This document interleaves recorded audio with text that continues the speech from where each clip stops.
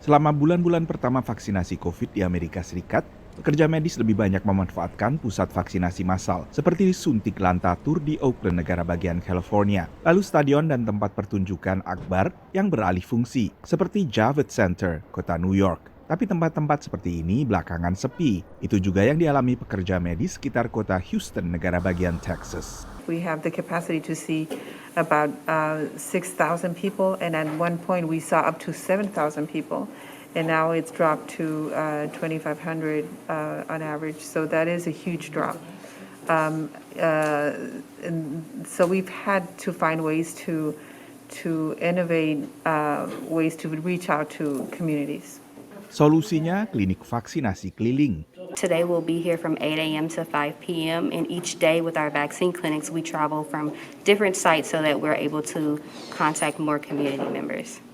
Bagi warga yang tidak bermobil atau masih takut menaiki kendaraan umum, ini menjadi solusi yang dinanti. I didn't do it before because it was too far away to have it done. I wanted closer to the house. Lalu sebagian warga lain tak nyaman dengan semua vaksin yang ada. I was waiting for the Moderna shot, and they only had Johnson & Johnson at the other locations.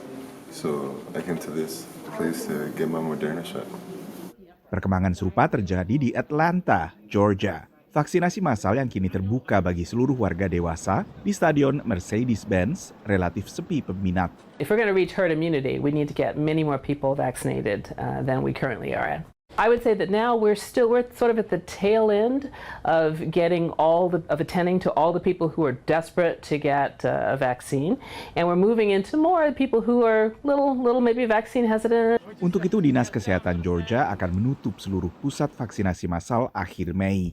We are relying more and more on getting out to the people in terms of we have mobile units. Di Fulton County, tempat Atlanta berada, ada 8 klinik berjalan yang secara bergiliran mendatangi stasiun kereta hingga tempat ibadah. Gereja Baptis Ebenezer misalnya.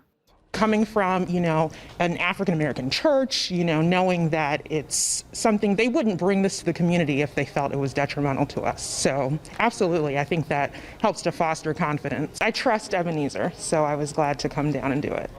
Pejabat lokal dan federal memang banyak menjalin kerjasama dengan pemuka agama, terutama untuk mengatasi keraguan terhadap vaksin yang masih ada di antara warga etnis minoritas.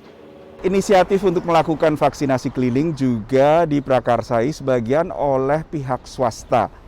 Jaringan apotik Walgreens misalnya di Chicago, negara bagian Illinois, meluncurkan vaksinasi keliling ditujukan bagi kelompok-kelompok masyarakat yang selama ini minim tervaksinasi.